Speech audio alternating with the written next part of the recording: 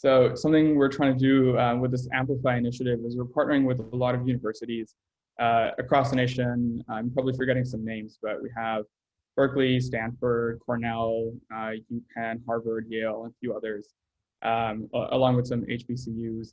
And we're trying to, as the name says, amplify Black voices in the startup ecosystem.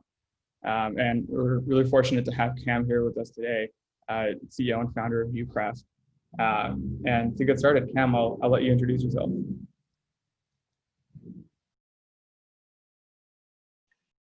Oh, you're on mute. Sorry. So yeah, I'm Cam, CEO of Newcraft. We're an API for employer data. So we give developers the tools that they need to integrate with systems like Rippling, Gusto, Workday, ADP, in order to build applications on top of those systems, across like recruiting, benefits, et cetera. Yeah, I'm excited to dig in, and thank you for welcoming me to the community. Yeah, it's great to have you. And I kind of wanted to start with your background. You were a teacher before. What inspired you to be a teacher? And yeah, just like why was that something you were interested in? Yeah, so it's interesting. Like it wasn't something that I really planned. I just graduated college, and I ran into one of my old teachers at a restaurant just randomly, and he just gotten a job as principal of a high school, and he asked me to come and run like his entrepreneur and career technical program. And so at first, I felt like I was just super unqualified and like I shouldn't, be a sort of God in the future of a bunch of young students. But he convinced me to take the opportunity, and ended up being one of the best decisions of my life. So I spent 4 years running that program and helping students go straight into the workforce or into college. Yeah, and as a teacher, you kind of did a lot of things that a traditional teacher doesn't, right? You kind of like threw out textbooks and you came up with your own programs and initiatives. Can you talk a bit about that? Yeah, I'd love it's a good synergy here with Kyle Hacks, because my entire curriculum is basically hackathons. When I first got the job, like I was told to teach like Microsoft Office 2007. This was in 2013 or 14. And so I saw that like the students weren't excited about coming to my class every day initially. And so I threw out those textbooks, and I started doing project-based learning, where like every Monday students would come in and they would talk about something that they were passionate about and problems that they were passionate about. And then we would focus on solving those problems throughout the week using technology. Yeah, and so it seems like, from the beginning, you kind of had this like entrepreneurial spirit or interest. Where do you think that stemmed from? Yeah, I think it's like, I grew up in an environment where I saw a lot of like problems and issues, and there's like this urge to like want to solve them. Even like when you see a family member that runs into a problem, it's like you want to make their lives better. You want to do something to help them. And I found entrepreneurship to be sort of a permissionless way to help people initially. That sort of like spirit has been the thing that's like drove me through, the businesses and projects that I've worked on. Yeah, that's really interesting. And as a teacher, you were also doing other things, right? You started this co-working space called GF17, I think. Could you talk a bit about that? What inspired that, and how did that go?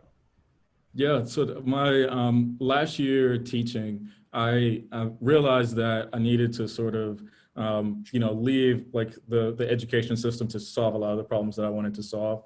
And so I partnered with a family in Dallas-Fort Worth to sort of create this like research organization where we would experiment with a lot of different projects. We would open a co-work space, pull in and build a community for other developers. And we essentially took a lot of like what I built as a curriculum as a teacher. And we moved it out of the classroom and into that workspace. And we did like hackathons every week with developers. And most of the hackathons and the projects that we were working on were very much driven towards like the future of work and future of employment and trying to solve like that specific aspect in people's lives.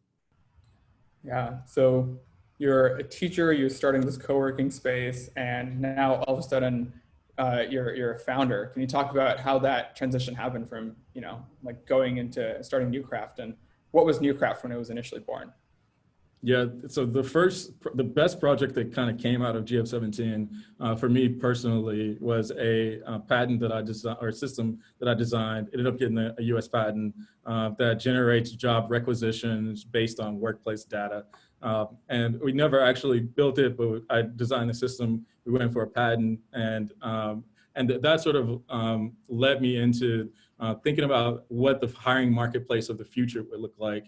And how, like, why, we started looking at systems like Upwork and all of these systems that are designed to connect talent to work. And we realized that, like, it takes like months and sometimes years for you to hear back, or for you to get like the right opportunity.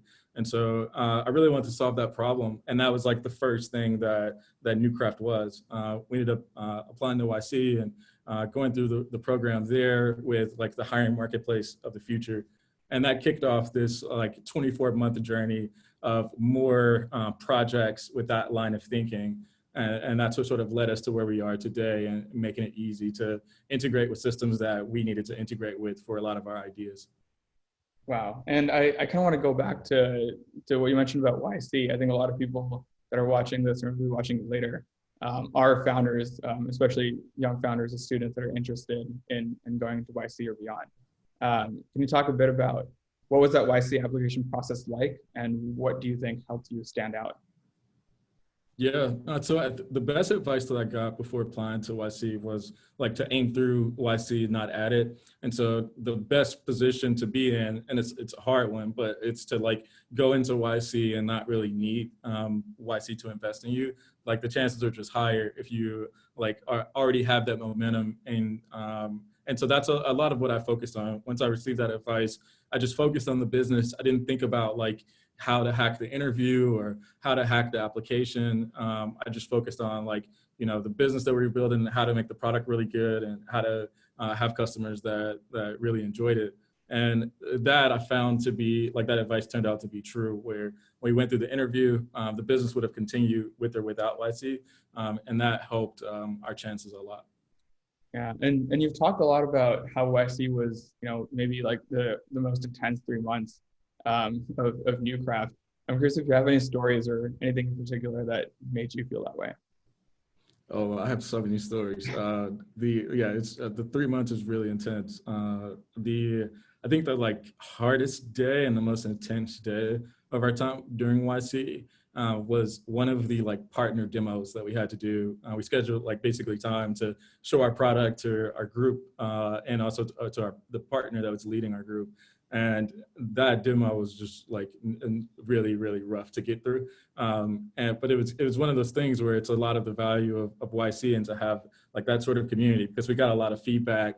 They saved us a lot of time on things that we wouldn't have realized until we had it until we had some of those features in actual user hands.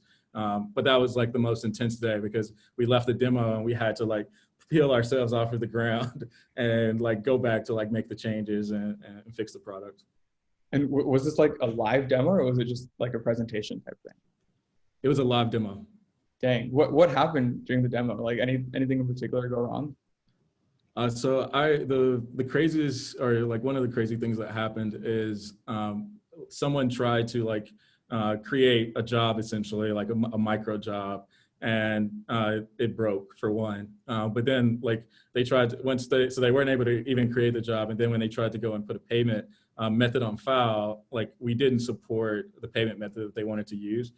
And I remember our partner saying like, this shouldn't be like a card, because no one's going to pay $20,000, through a credit card. And so this needs to be like someone connecting their bank or adding wire information, or you send in an invoice. And it was one of those things where it was just like we should have figured that out before. So there are little things like that that kind of added up. Yeah, wow. I think live demos are what I've heard is like one of the most difficult things for founders, especially at demo days.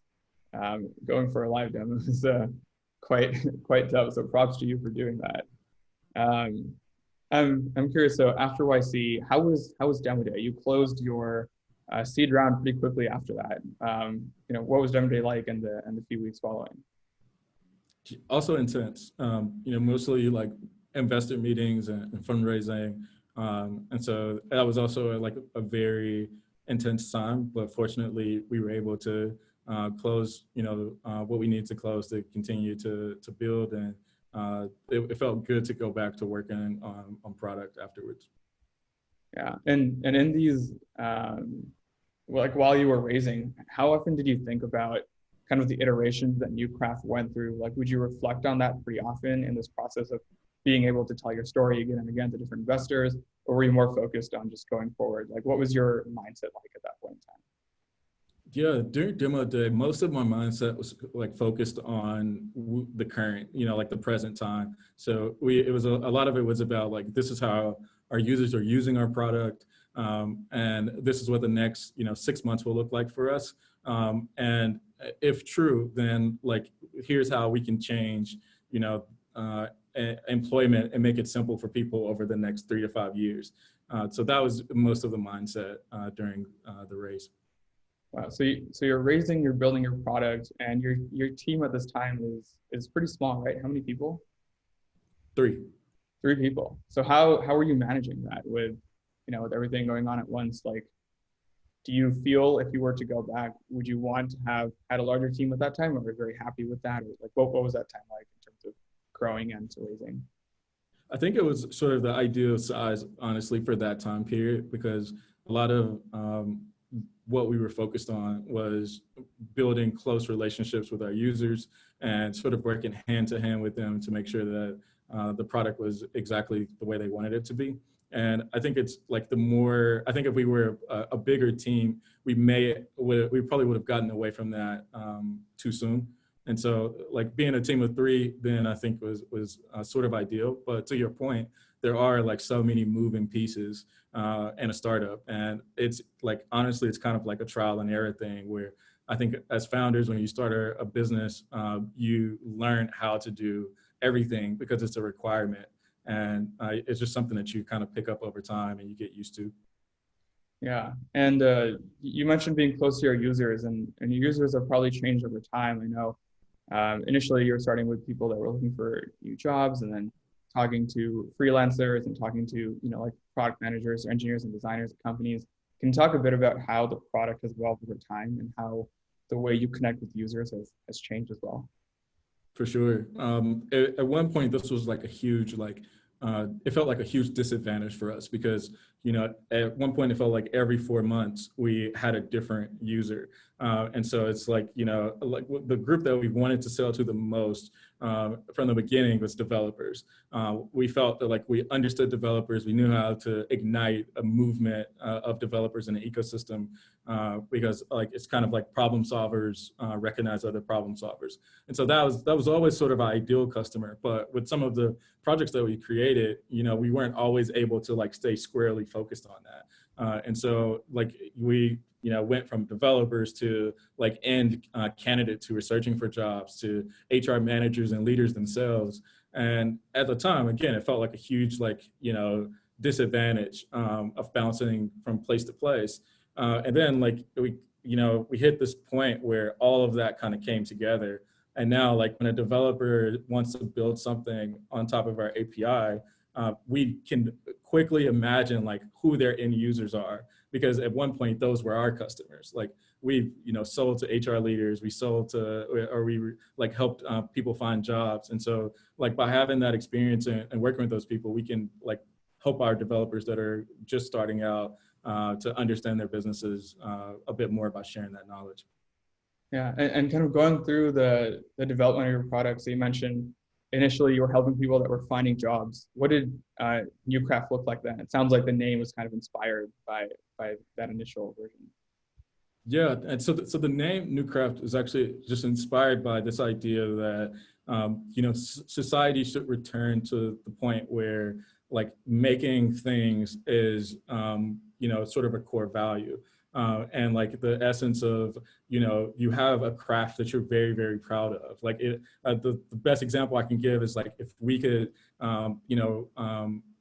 look at, sort of the culture around Japanese craft and like the pride that it creates and like the work in the community and that country. That's something that I think every place on earth can start to recognize and also pull pieces of that ideology into their culture. And so the thing that we want to do with New Craft is like help people find meaningful paid work that they really love and they really enjoy.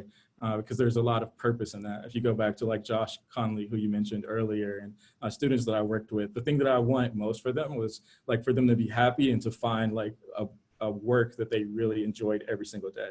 And so that's where like New Craft comes from. On the recruiting side, like now, like it's cool because we get to talk to developers who are working on a lot of ideas and projects that we explored at one point or the other. I think like one of the favorites amongst candidates was at one point we launched a job board where you could upload your pending interviews and job offers, and we would connect you to like competing job offers. Candidates like love that because it was like they kind of saw it as like a fast pass to quickly get through the process. And also if you look at like the stagnation of wages in our country, it was one of those things where by having like competing offers, you can sort of help candidates get better job offers and earn more for themselves and their families. So that was one of the favorites along the way. Wow, yeah, that sounds really useful. I could use that right now, to be honest. What made you switch away from that? Like, if you said that's something that people really love, why did you decide to shift a little bit? So it's this happened quite a few times. Like the candidates would love something that we built, but like the candidates weren't the source of work. And so this like to make employment simple, which was our original mission, we learned that like you have to like first change the source of work and add a lot of value to it. So essentially like the company adoption it was like the fastest of anything we built, but still too slow for like our mission. And so we moved in we moved to like the next step in the journey because we had to continue to like figure out how we can like change the institution side of labor markets. Gotcha. So now you're working on that with developers, and like with your new API. Can you talk a bit about what are some developers that are doing really interesting things with that, and how is New Craft being used out in the wild right now? Yeah, so John, the first that comes to mind is John, Brooks, and Alex at a company called Gather. I think their website is teamgather.co. And they're building essentially like a collaboration software for people operations. And so they want to empower HR leaders to be able to build out custom workflows across their organization, which a lot of times like those workflows are kind of chaos, right? Like, helping a new employee on board. It's like you have to meet with a lot of different people. You have to like get assigned a laptop and you have to go through these steps that can really drag out over a long period of time. So Gather allows you to, onboard someone in minutes by like using their workflows. And so they use our API to sync employee data between like payroll systems and their platform. Got it. And is this kind of like, did you have something in mind when you were launching this API, or were you just like, let's see what people do with it? Or is this in line with like what you would have used New Craft for if you were on the other side? Yeah, it's exactly what we needed ourselves. Like if you think even on like the pending offer side, like one of the biggest pain points of every job board that we built was just getting the jobs from the company. Like all of these jobs are in applicant tracking systems. And so we would usually have to type in each job post manually or try to get our client to do it, which never happened. And so being able to like automatically pull the jobs from an ATS was really important. Being able to track a candidate, like when we get someone hired, we didn't know. We would have to like wait for them to email us to tell us like, oh, we hired this person. And so being able to like track that candidate going through that process that's important. And so like we needed an API for HR to be able to build products that we wanted to build. And once we realized that like, okay, outside of ATS, there's also like really important data in payroll, because that's actually where like that's the landing spot for someone who gets hired. So that's where you get that data. And so once we realized like that, like HR in general needed an API, that kind of opened the landscape of ideas of that we had in mind that people could build. And so we have some requests for startups. If anybody's like interested or thinking about this space, I'm happy to shoot me an email, cam@newcraft.io, and I'll share a list with you. I think one that's in particular that's really exciting that we're waiting for someone to grab is to sort of take like merge the idea of neobanks with like career guidance. And so if you imagine like banks are sort of the first place where people start like adulthood in a lot of cases, right? And so like when you sign up for a bank, if you could have like jobs in your like promoted jobs in your transaction feed, it would be an interesting way for people to discover new opportunities and also a new kind of pool for companies to recruit from. Like there's no rule that says that like a bank can't be a top source of referrals for candidates and helping people get jobs. And there's actually a lot of alignment there, because as a bank, the more your users increase their income, the more successful that your bank will be. Wow, that's really interesting. That's kind of in line with what I know you talked about before, this idea of a narrative violation. Like no one really thinks of banks as a place to get a job for like other reasons, but yeah, that's really cool. Kind of in line with Amplify and the goal of this initiative. I'm curious to hear more about how you feel being a Black founder has impacted your experience in your journey in Silicon Valley, navigating fundraising, YC, other things. When you reflect on your experience, how do you feel? Yeah, I feel fortunate, honestly. Like we, I like YC was really like magical and intense, but like magical for me as a founder. And I recommend it to a lot of people. But I feel fortunate that I haven't experienced a lot of like some of maybe the horror stories that other people have experienced. And so the way I think about like my position now is it's like my job to make sure that more founders know about resources like YC, make sure they know kind of about the process that they have to go through. So, I'm a startup school mentor for YC, and often like happy to always review applications and give feedback. And so like I honestly like I feel like fortunate and excited about the future of like being an entrepreneur. And there's one thing that I see a lot in tech that even though I haven't directly experienced it, sometimes it doesn't give off a good feeling. And I think that's this idea that, there's, not the expectation for me to be here. And like, even like, if you think about like the word underrepresented, like there are a lot of, people that have done amazing things from public housing where I'm from. It's like I can't imagine someone looking at like, Jay-Z or, successful entrepreneurs, successful software engineers that have, come from the similar background as me and thinking like, I don't expect other people like them to be here. And so that's the thing that I personally would like to see change, is for there to be a shift where it's like, of course there's like, a Black founder who went through YC in Silicon Valley that's having like a great time and like building a company that can have a huge impact. And that's like to be expected. Yeah, that's a great point. And kind of on that note, what advice would you have for current student founders, people that want to be founders, especially those that are from underrepresented groups within the startup ecosystem? Yeah, so my biggest advice is like, honestly, advice that you would give to any founder. Like the startups are extremely hard. And so I think it's like my biggest advice is to like focus on your business more than the noise. Like there's so many like fundraising announcements, and there's a lot of like, culture wars and like, VC beef and tech Twitter beef and all this stuff that's happening that I don't remember it being like this when I started, just 3 years ago. And so it feels like that's really intensified a lot. And so I think like it's important for founders to like really like focus on like their business and the impact that they're trying to have. And you don't have to like jump into like the war with pitchforks and fight people. Like you can win and have an impact by like skipping like, you know, all of the parties and all of the Twitter beef and just staying like heads down and building for your customers or the people you want to have an impact on. Yeah, that's a really good point.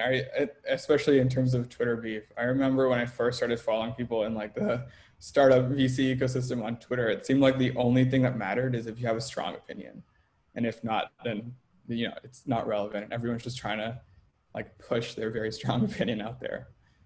Yep. How do you kind of navigate that today? Like, do you ever feel like you are being pulled into something that you don't want to be involved in, or like, what do you do now? Is it just continue working and ignore it, or is there something more specific that's going on?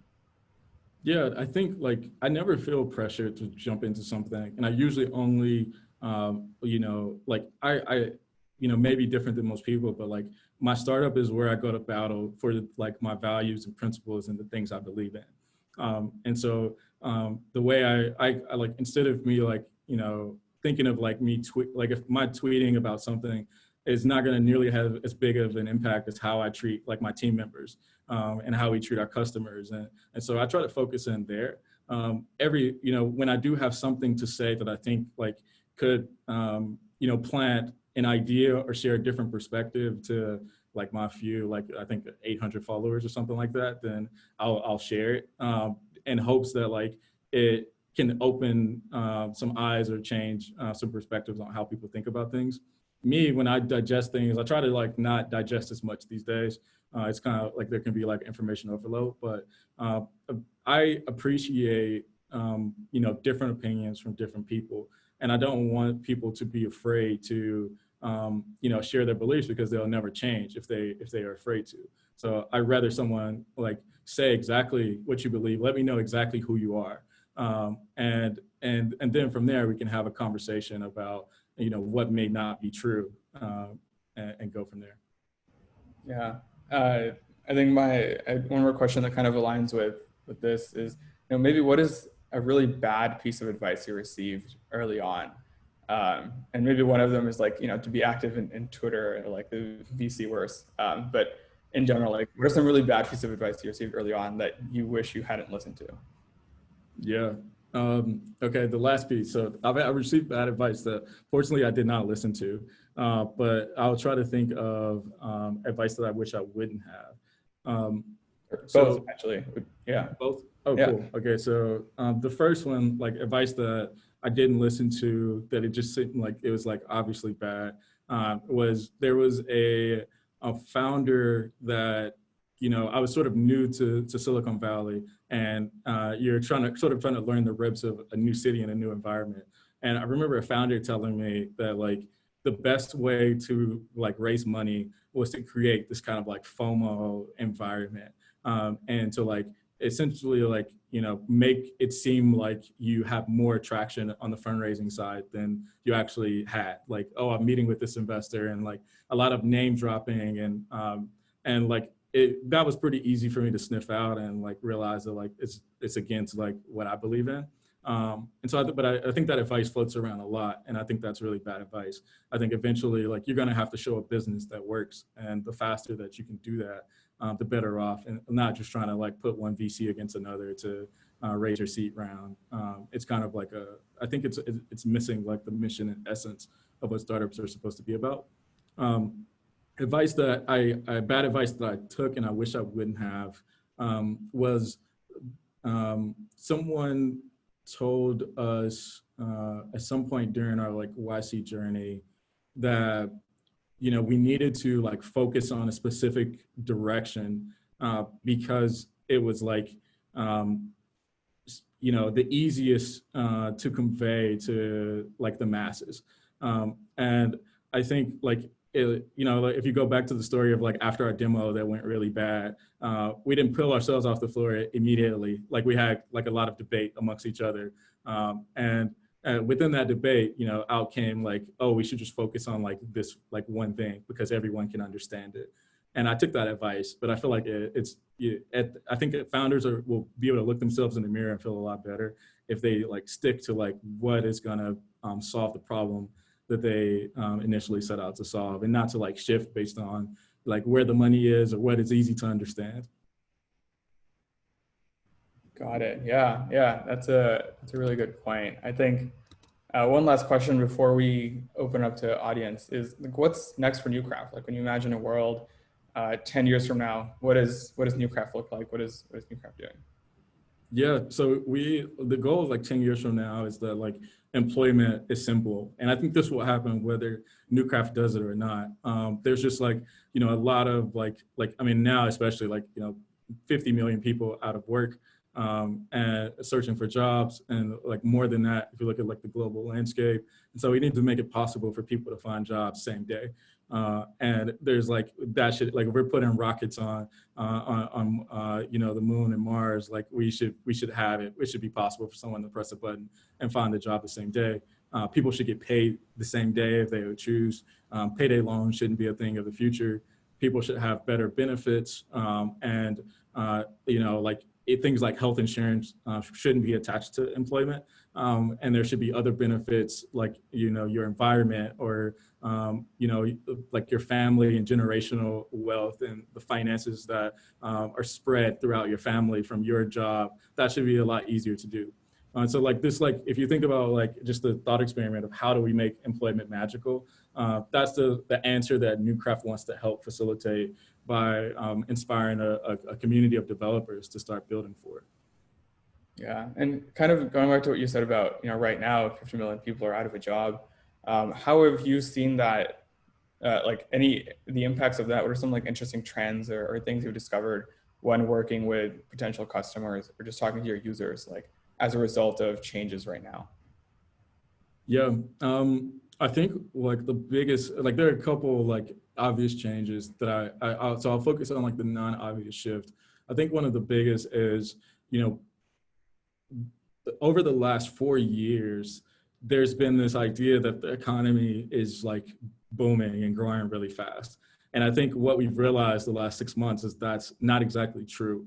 What people have been doing is they've been working 4 jobs in order to survive.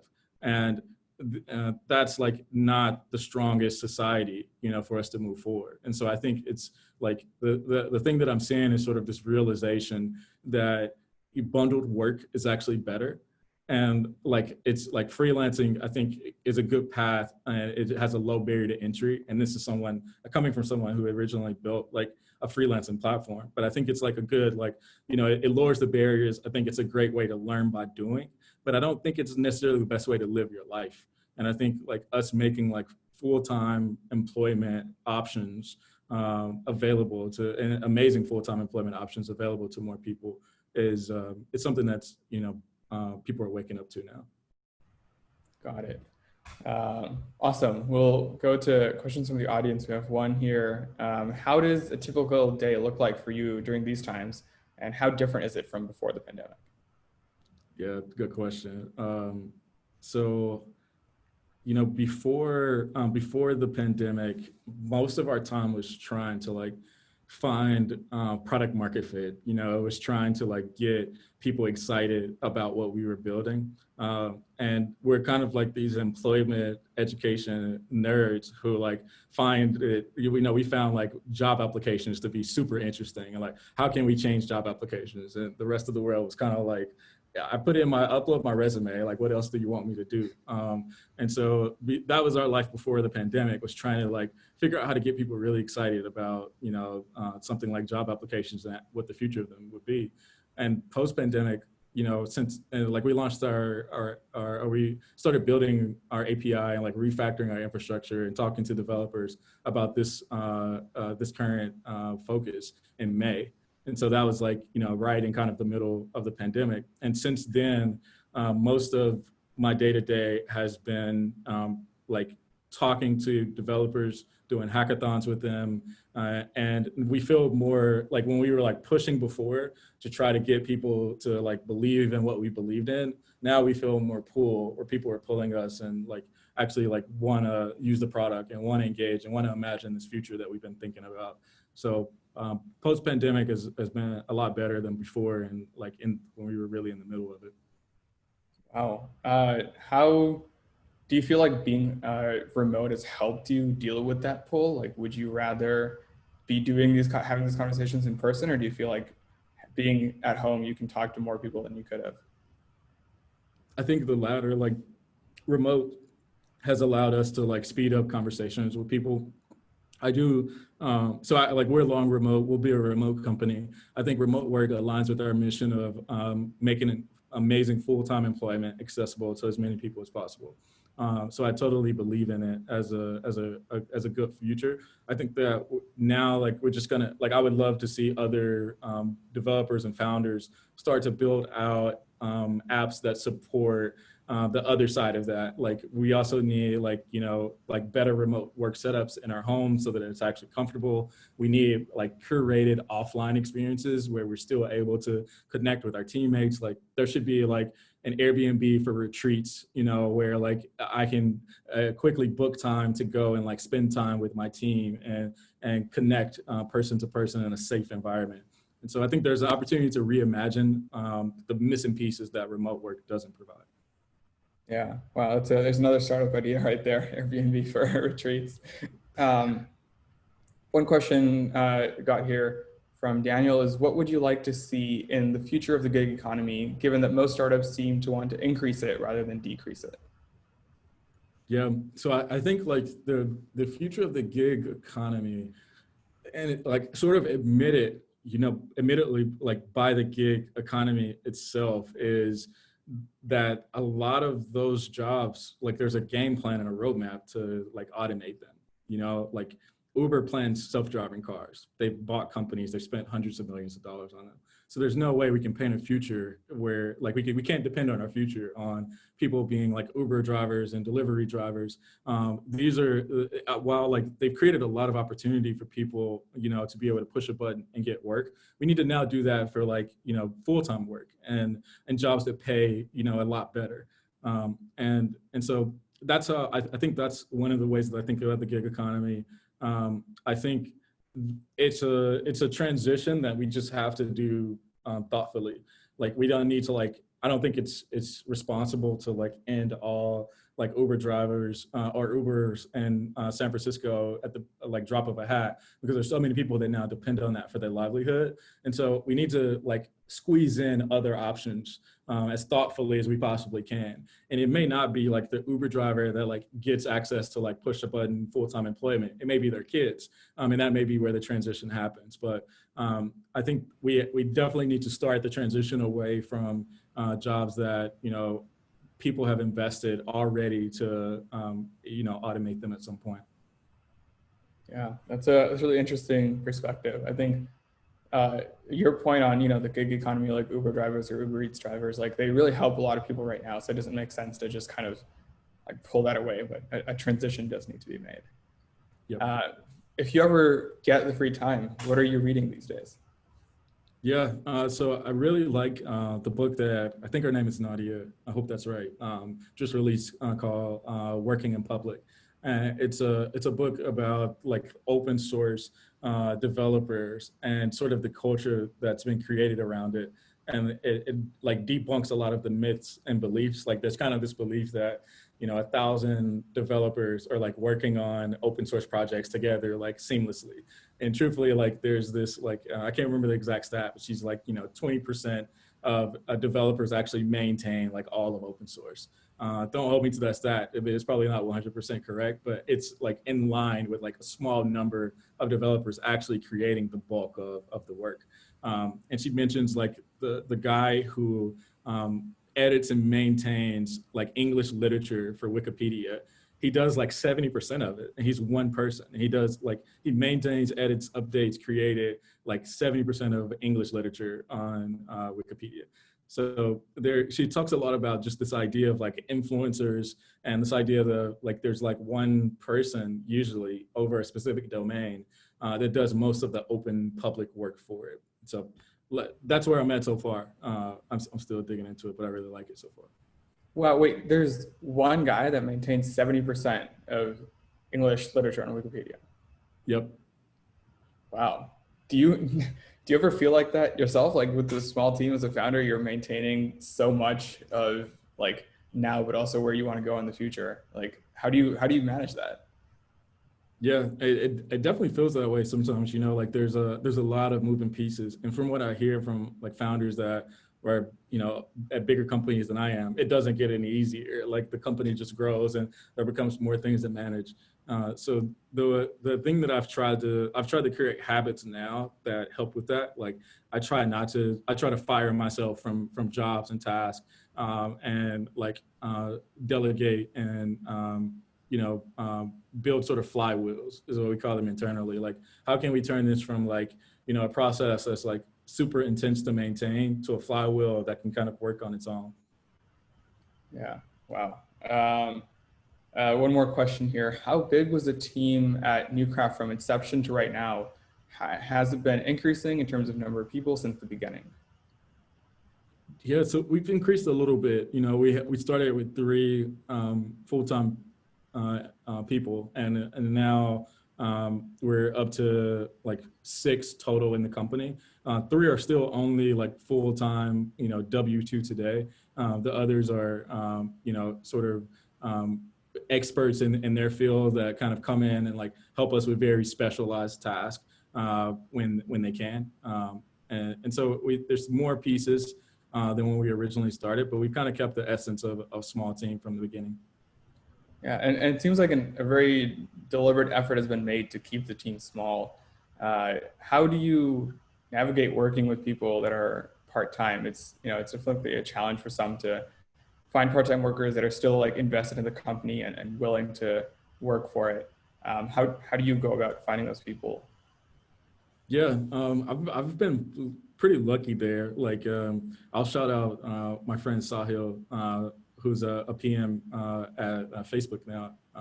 But he was like the first like student that I met. He designed our demo day deck for YC, and so he was a student, and he like was like hungry for experience and wanted to work with startups. And so we like now are like he's like one of my best friends. He started working with us at demo day at YC, and as like we built, I don't like like kind of true to like how I think about bundled work and bundled employment is I never like view like someone like Sahil is like, oh, I just need you to come in and like complete this task and then I never want to see you again. I think some companies operate that way, and I think it's a flawed way to do things. And so I try to like build like a rapport and a relationship and a friendship with whoever we work with. And I learn a lot from them, and I hope they learn a lot from the experience of working with us, whether they stay or not. But and so Sahil, I say that because he introduced me to like 20 other amazing students and people that I've either had a conversation with or they've helped with something with Newcraft. Yeah, wow. I think that's a good point. A lot of people tend to treat part-time workers as like just someone that's there for a task and not really part of the team, and it makes a big difference if they feel invested in the team or not. Yep, 100%. 100%. How did you meet Sahil? Like, did he reach out to you? Did you find him? Like, how did that happen? I think we connected on Twitter, which probably is probably like the most popular answer to these questions these days. But yeah, I think he DM'd me on Twitter, and we started working from there. Oh yeah, so cold DMs work, guys. In our last couple of minutes, did you have any general advice or like final thoughts you wanted to share with everyone? Yeah, I like, no like real advice. I think I would just like encourage everyone to, think about what like the future of employment will look like when you like talk to your parents and grandparents, friends, family, like try to get a sense of, what that experience is like for them, because as students and developers, like you may find like pain points there that you're well equipped to solve. And so I just hope that everyone, I really want a lot of developers and for there to be a movement around us starting to think about this problem, the same way that we think about like social and consumer apps and like, a lot of and even like, delivery and food. And like, I think this is like the idea of employment is just as important. So I think we need more really smart people to start to think through these problems. Yeah, and I'm curious if anyone has any last questions, please like say them or put them in the chat. But if say time or money were not a factor, you had unlimited time, unlimited money, what would you do with, with your time? Would it be like building something new around the future of employment? Like, what would that new thing look like? Is it something else? Like, how would you spend your time? Yeah, I imagine two things when you say that. I one imagine like doing exactly what I'm doing now of like working with like developers and founders. It may not be like through an API. It may just be like maybe me like trying to like run like a smaller YC or something for the future of employment. But I imagine like still talking to founders and builders and like encouraging them to solve problems. The second thing I imagine is like me being on a farm with my wife with a bunch of alpacas and animals running around and me kind of like cutting wood and building things with my hands. So, one of those two, maybe both.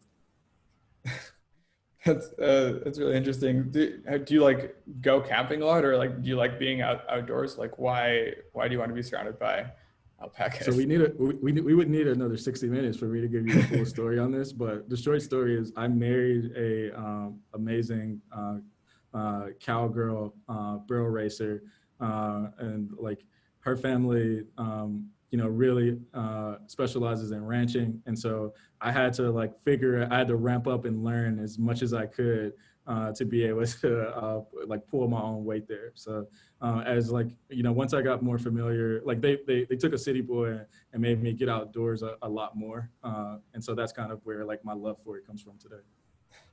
Wow. Well, thank you for your time, Cam. I think this has been a super fun conversation for me and also for everyone else, I'm sure. But yeah, I really appreciate your time. That's kind of all the questions I had.